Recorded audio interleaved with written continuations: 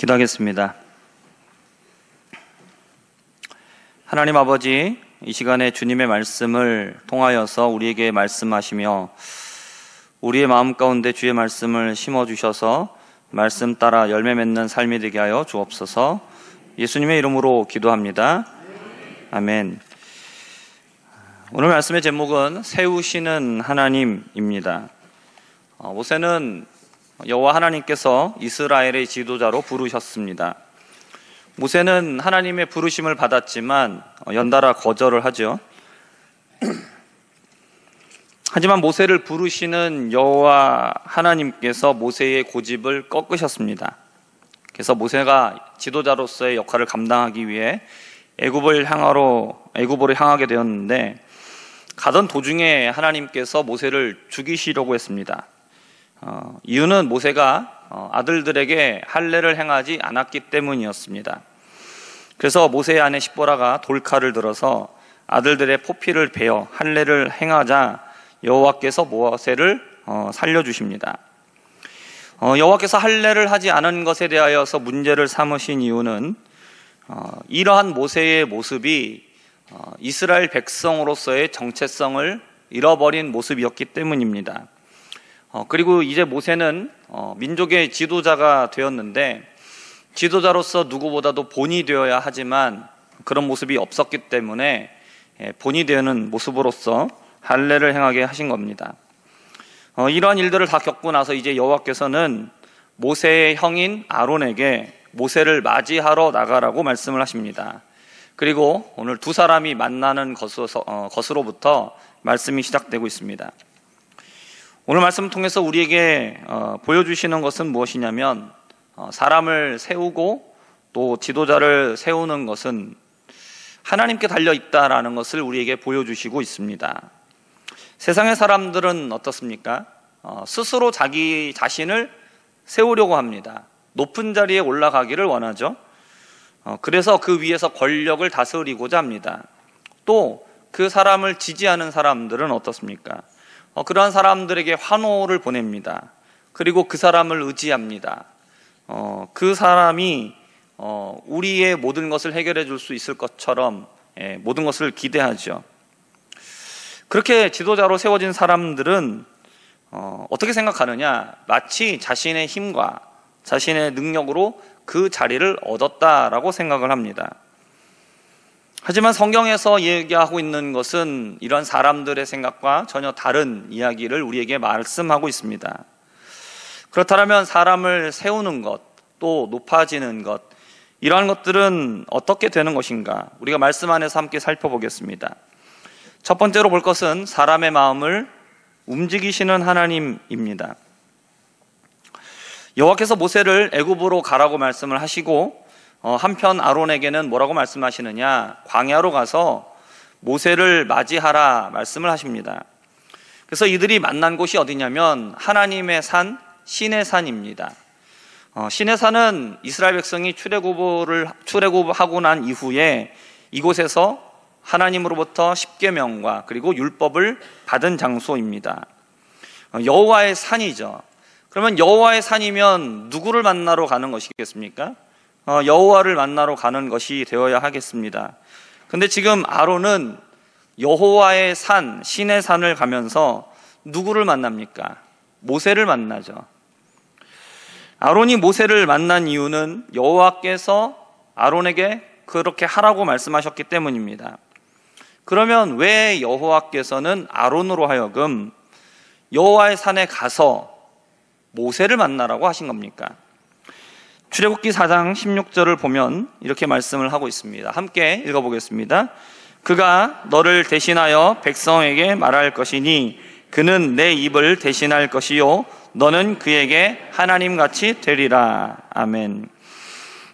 여기에서 그는 형 아론을 얘기하고 있고, 여기에서 너는 모세를 얘기하고 있습니다. 그러니까 모세가 말을 잘 못한다라고 얘기를 하니까 하나님께서 말 잘하는 너의 형 아론이 있지 아니하냐, 내가 너의 형을 붙여주겠다라고 말씀하시면서 지금 이 얘기를 하고 있는 겁니다.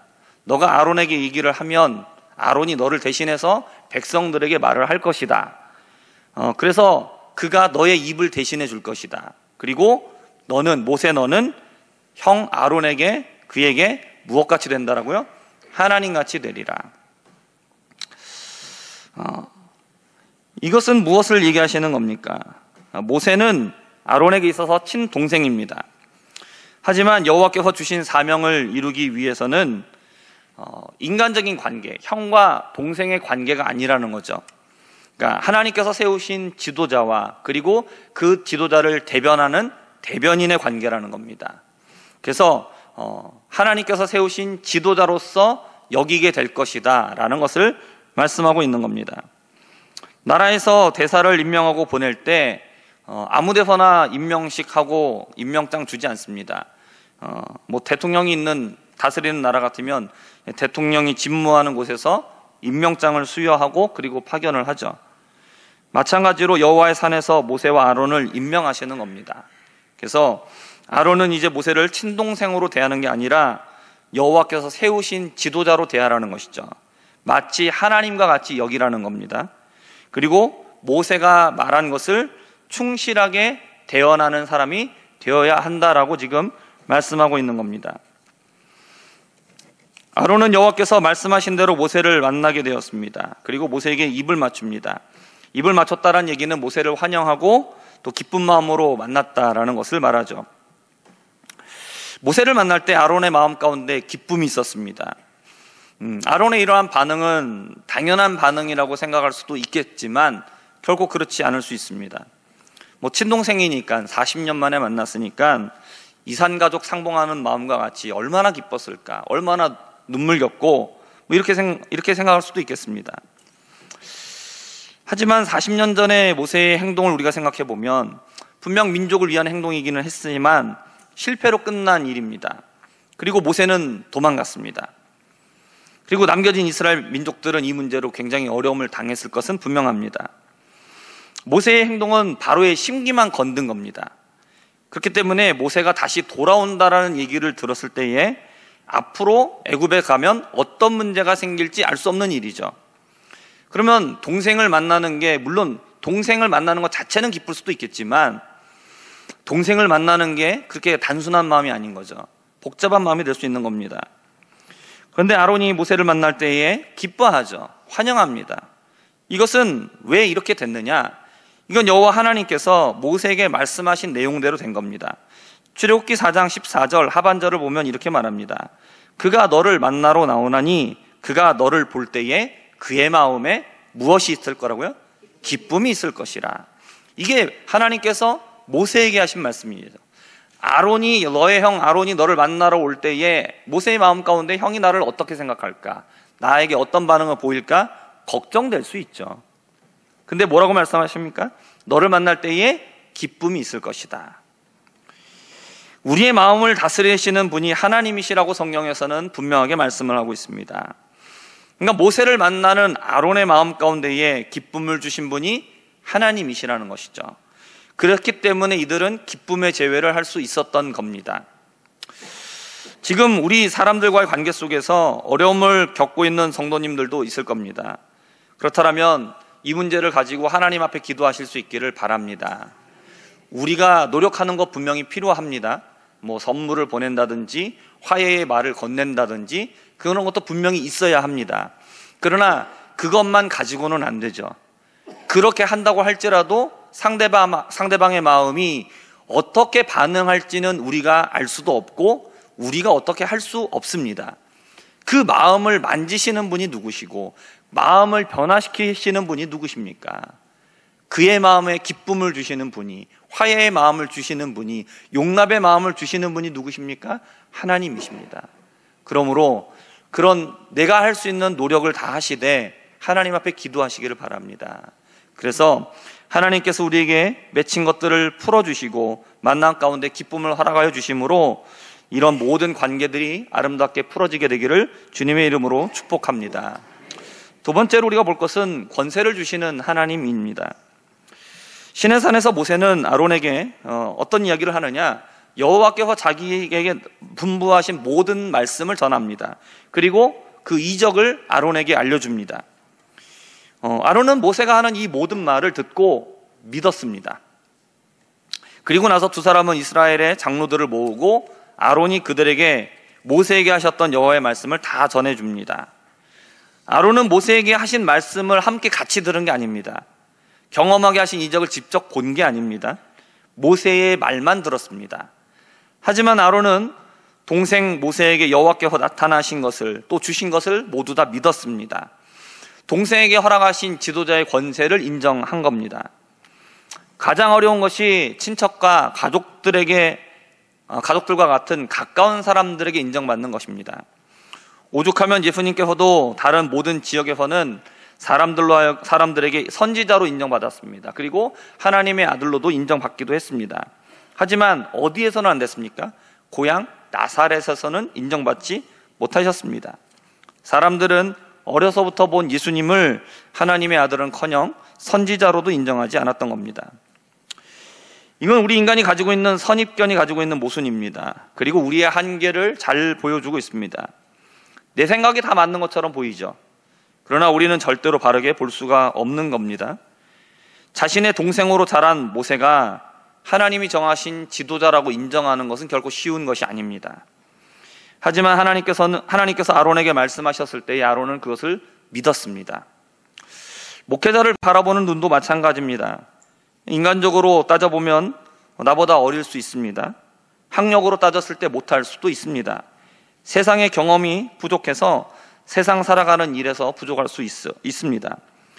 인간적인 기준만 놓고 따져본다면 목회자가 전하는 그 말씀을 믿을 수 없다라고 말하는 것, 그럴 수 있습니다. 내 생각이 그런 것 같으면 받아들이고 그렇지 않다라고 생각하면 거부하는 거죠.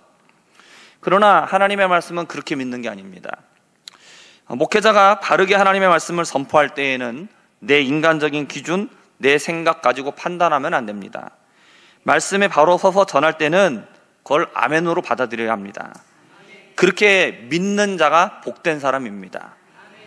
아론과 같이 인간적인 기준을 내려놓고 말씀대로 믿고 또 세우신 지도자를 신뢰할 수 있는 우리 성도님들 되시기를 주님의 이름으로 축복합니다. 모세와 아론은 말씀을 전하고 그 기적들을 이스라엘 장로들 앞에서 행했습니다. 그러자 어떤 일이 일어났느냐? 백성과 장로들이 다 믿었습니다. 오늘 본문 31절의 말씀을 함께 다시 읽어보겠습니다. 백성이 믿으며 여호와께서 이스라엘 자손을 찾으시고 그들의 고난을 살피셨다함을 듣고 머리 숙여 경배하였더라. 아멘. 장로들과 백성들은 모세와 아론이 전한 말씀을 듣고 이적을 본 다음에 여호와께서 자신들을 찾으셨다라는 것을 깨닫고 인정했습니다. 이것은 보내신 모세와 아론을 믿었다라는 말입니다. 모세가 40년 전에 스스로 이스라엘을 위해서 일했을 때는 어땠습니까? 백성들을 중재하는 모세한테 어떤 사람이 말했습니다. 누가 우리를 다스리는 자와 재판관으로 삼았느냐? 내가 애굽 사람을 죽인 것처럼 나도 죽이려느냐 하면서 모세를 인정하지 않았습니다. 백성들을 도와주려는 모세의 마음을 알아주지 않았던 것입니다. 그때 모세는 인간적으로 보면 모든 것을 갖고 있었습니다. 애굽의 왕자였습니다. 지도자로서 매우 경쟁력이 있었습니다. 힘도 셌고 애굽의 학문에 능통했습니다. 백성들이 요청하기 이전에 백성들의 어려움을 살펴보고 그들을 위하여 생각하며 행동하는 사람이었습니다. 하지만 그때 모세는 어땠습니까? 백성들에게 인정을 받았습니까? 아니요, 받지 못했습니다. 오히려 모세의 행동을 오해했고 배척했던 겁니다. 시간이 흐른 지금의 모세는 그때와 비교하면 아무것도 없는 존재가 되었습니다. 이제는 애굽의 왕자가 아닙니다. 사람들이 보면 그는 미디안 사람들 중에 한 명에 불과합니다. 장인의 양떼나 치는 그저 하루하루 먹고 사는 것에 만족하며 살아가는 평범한 삶을 살고 있는 시골 농부인 거죠. 이제는 애굽의 학문이 필요도 없는 그런 일상적인 삶을 살고 있었던 겁니다. 그 누가 보아도 이제는 민족의 지도자로 보이지 않는 아주 평범한 노인이 되었습니다. 하지만 하나님은 그런 모세를 부르십니다. 그리고 그를 세우셨을 때에 그의 친형인 아론, 백성의 장로들, 그리고 모든 백성들이 그를 하나님께서 자신들을 위하여 보내신 지도자로 인정하게 되었습니다. 그의 권세를 인정했습니다. 모세가 스스로 자신의 지위를 설정하고 그리고 권세를 가지려고 했을 때는 그는 인정받지 못했습니다. 왜냐하면 하나님께서 그를 세우시지 않았기 때문입니다. 그러나 이제 아무것도 없는 상태가 되었지만 하나님께서 그를 세우시자 이전과는 전혀 다르게 되었습니다. 모세는 이스라엘 백성들 위에 세워졌고 인정받았습니다. 하나님께서 세우시는 사람은 사람들 앞에 인정받게 되는 것이죠. 세상의 사람들은 스스로 자신을 높이려고 애를 씁니다. 또 사람들은 모여서 자신들의 지도자를 뽑고 자신들이 그 사람에게 권한을 주었다라고 생각을 합니다. 하지만 그 모든 생각들과 시도는 전부 다 헛된 것입니다. 하나님께서 세워주시지 않으면 아무도 설 자가 없습니다. 하나님께서 허락하여 주시지 않으면 그 누구도 권력을 가질 수가 없습니다. 모든 것은 하나님의 손에 달려 있습니다. 지금 바깥 세상을 보면 양쪽이 서로 못 잡아먹어서 안달이 났습니다. 성도 여러분, 어느 쪽을 생각하시든지 간에 분명히 부탁을 드리는 것은 모든 것을 하나님 앞에 맡기시기 바랍니다.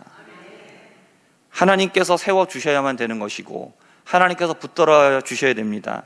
오히려 지금 나라가 이렇게 혼란하고 어려운 이 상황은 우리가 하나님 앞에서 무엇을 잘못했는지를 우리가 되돌이키고 회개해야 될 때입니다. 우리가 가지고 있는 어떠한 정치적인 입장을 가지고 그것을 가지고 앞장 세우지 마시기 바랍니다. 그것은 하나님의 섭리와 하나님의 손길을 전혀 모르는 굉장히 위험한 말과 행동이 될 수 있습니다. 오히려 그것을 통하여서 하나님의 세우신 교회를 하나가 되지 못하게 하는 어리석은 말이 될 수 있습니다. 그러므로 우리는 그러한 것들을 주의해야 됩니다. 우리는 우리의 입을 다물고 하나님 앞에 기도하고 엎드려야 합니다. 하나님께서 이 모든 어려움과 난관들을 이겨나갈 수 있도록 오직 하나님께서 우리나라를 불쌍히 여겨주시사 정말로 하나님께서 이 나라를 세워주실 수 있도록 기도하시기를 주님의 이름으로 부탁드립니다. 그러므로 우리는 스스로를 세우려고 애를 쓰지 말아야 합니다. 사람들에게 인정받으려고 애쓰지 말아야 합니다. 우리는 오직 하나님 앞에 바로 서기를 힘써야 합니다. 하나님께서 세워주실 때에 우리의 자리가 세워지는 것이고 권세를 받을 수도 있는 것입니다. 아무리 좋은 일이고 아무리 좋은 뜻을 가졌어도 하나님께서 세워주시지 않으면 그 일을 할 수가 없습니다. 그러므로 우리는 어떻게 되겠습니까? 하나님의 뜻과 기준에 합당한 사람이 되기를 힘써야 합니다. 하나님께서 쓰시기에 합당한 자가 되면 하나님께서 사용하실 것입니다. 나라를 위해서 기도하실 때도 그렇게 기도하시길 바랍니다. 정말 그 사람이 하나님을 믿지 않는 사람이라 할지라도 정말 하나님께서 원하시는 하나님의 뜻과 하나님 정말 이 나라를 사랑하시는 그 하나님의 뜻이 온전하게 펼칠 수 있는 그런 좋은 지도자를 세워달라고 그렇게 기도하실 수 있게 되기를 바랍니다. 그러므로 사랑하는 성도 여러분, 내가 스스로 나를 세우려고 애쓰지 마시고 하나님의 일에 합당한 자가 되기를 힘쓰시기를 바랍니다. 세우시는 하나님 앞에 인정을 받아 세움 받으시고 주님의 뜻을 이루는 영광 가운데 살아가는 저와 우리 모든 성도님들 되시기를 주님의 이름으로 부탁하며 축복합니다. 기도하겠습니다. 하나님 아버지, 사람에 앉고 서는 것, 하나님 자리를 얻고 권세를 부리는 모든 것, 그 모든 것이 하나님의 허락이 없으면, 하나님이 세우시지 않으면 될 수 없음을 우리는 압니다. 주님께서 모세를 세우신 것처럼 하나님께서 세우시면 모든 것이 가능하고 하나님 그럴 때 주님의 뜻을 이룰 수 있는 줄 아오니 하나님 우리가 하나님의 뜻에 합당하여서 세워지는 자 되게 하여 주시고 쓰임받는 자 되게 하여 주시옵소서. 하나님 나라, 이 혼란한 나라 가운데 주님께서 은혜를 베풀어 주셔서 모든 것들이 안정을 되찾게 하여 주시고 정말 좋은 지도자 세워질 수 있도록 주님 은혜 베풀어 주옵소서. 예수님의 이름으로 기도합니다. 아멘.